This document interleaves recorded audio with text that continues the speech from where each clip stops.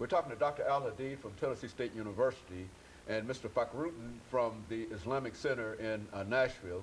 And of course, Mr. Farhruddin, before we had our first commercial break, we promised that we'd give you an opportunity to talk about the Islamic Center in Nashville, Tennessee, and then we'll talk about other things. But let's have you to explain to our audience the existence of that center and what you're doing at that particular place. It's very interesting because it is part of Nashville history here, the Islamic Center of Nashville. It was the first mosque built here.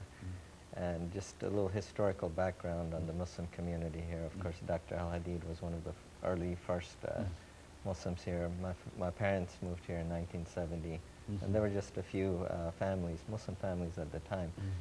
Imam Yusuf from Masjid al-Islam moved into the scene. And Muhammad Yunus, the winner of the Nobel Peace Prize, he was actually here during the early 70s as a Muslim. So they used to pray at the Jefferson Street. There was a place they used to rent out. And this was in the 70s. And in the mid-70s, the Muslims used to congregate at the Vanderbilt, at that time what was known as the Afro House, which later became known as Black Cultural Center. Good. Then Johnson Black Culture. By 1979, so 1979, a few of the families, Muslim community got together and gathered enough money, and Cat Stevens happened to pass by at the time. And he had accepted Islam a few years prior to that. And he had met with my dad and a few other people. And he had contributed towards the existing location on 12th Avenue South, which is where we're located, the Islamic Center of Nashville. So in 1979, a house was purchased as a mosque, and then other mosques came into the scene. You had Masjid al-Islam, I think, in 1982. And by 1989, and here's part of, we're sitting at part of history here. The mosque was, the house was demolished, and we prayed with Masjid al-Islam, Imam Yusuf's, the imam there. And Dr. Al-Hadid led the construction committee into building the first, actually this is the only structural mosque-looking mosque in town. And we have also several other mosques, Saladin Center and Masjid al-Faruq as well. So in 1989, this architectural building was built by the help of Dr. Al-Hadid, with the help of God, of course, first. And from that time, the Muslim community started growing tremendously. We had an influx of Muslims from Kurdistan. In fact, Nashville has the largest Kurdish population in America. The Somalian community grew, and they used to pray with us at the Islamic Center of Nashville. So we're sort of like the mother organization, and then they formed 2 mosques. We coordinate with each other. We have over 40 nations represented just in the Islamic Center of Nashville. We had an open house just back in January celebrating diversity, and Dr. Al-Hadid was our guest speaker. So it's very beautiful. It's like a little model United Nations, and we have a full-time Islamic school, the Nashville International Academy as well, and a lot of activities, and we're trying our best to be part of the community because Nashville to us is home, America is home. And last week we were involved with the MS Walk, participated, we had been involved with Habitat for Humanity, and we want to be more involved with the neighborhood programs, and our intention is to be part, a positive part of the community. Dr. Al-Hadid, I think when we talked about about Malcolm X and his conversion, you mentioned the fact that there had been some real opposition to Muslims in the United States. Let's talk about that, which is to say that at the 21st century they might stand at a certain place, but it was not always so. Why don't you give us sort of a review of that kind of information? Yes. Malcolm X left the Nation of Islam in March of 1964, and on the 12th of March he declared that he was going to establish the Muslim Mosque Incorporated. And the purpose of that mosque was to teach mainstream Islam, which had not been taught to African Americans. There were immigrant Muslims in America, but they were not publicly known. They were known in certain circles. And so if you draw a line from 1965 forward, that's the point at which things started changing.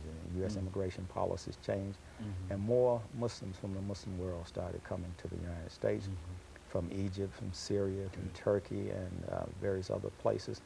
And so Islam started to take on the true character of the Muslim world. And so we're at a point now where there are approximately, some say 7 million, but I guess our figures would say about 10 million Muslims in the United States. And of that population, 30% are African American Muslims, and then the others are immigrant Muslims from various parts of the Muslim world, from Africa, sub-Saharan Africa, from Arabia, from Bangladesh, from Pakistan, India, from China. So you have Muslims from all over the world. And our community, as Brother Rashid pointed out, is blessed because we are a microcosm of the entire Muslim world. So if anyone wants to see at any time what it would look like if you actually made the pilgrimage to Mecca, just come to the Islamic Center. You see the same nationality, you hear the same languages. Only different, they wouldn't be dressed like the people would be dressed, you know, for the pilgrimage in the white. But we are a microcosm of the entire Muslim world, and the Muslim world comprised probably about 1.3 billion people, concentrated primarily in Asia and Africa.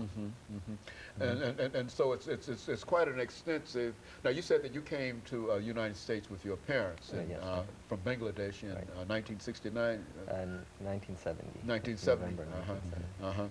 Now, but what's his situation now? I mean, how did he decide to relocate to the United States? Well, actually, my parents, my dad had come here in 1961 and done some postgraduate training. He was a physician, psychiatrist. He was in Knoxville in '61. Was in Massachusetts for several years with my mom, and they moved back in '67 for a couple of years and tried to live there. And in the end, in '69, they moved to Canada for a year. My dad had a one-year contract working there in research, and then he moved to Nashville. His friend was here, and they started at Meharry Medical College. He taught there for about 9-10 years, and it's been a great experience here.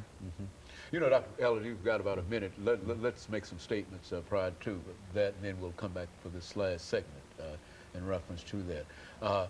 Do you find that there's been a general reception of individuals from different countries, diversity and et cetera, among the people in Nashville, Tennessee here? Oh, absolutely. I think that the Islamic community here is just the essence of multiculturalism and cultural diversity. And we have open houses all the time. We go to churches, we give speeches, and there is a general acceptance. People are really eager to learn about Islam, because most people just don't necessarily believe everything they see in the mass media. They want to see the story behind the story. And then when they actually get to know us, they find that Muslims are just like any other people. We just have a different religion, but that doesn't make us different types of human beings. And of course, let us take this commercial break, and we'll be back with our audience following this very, very short commercial break.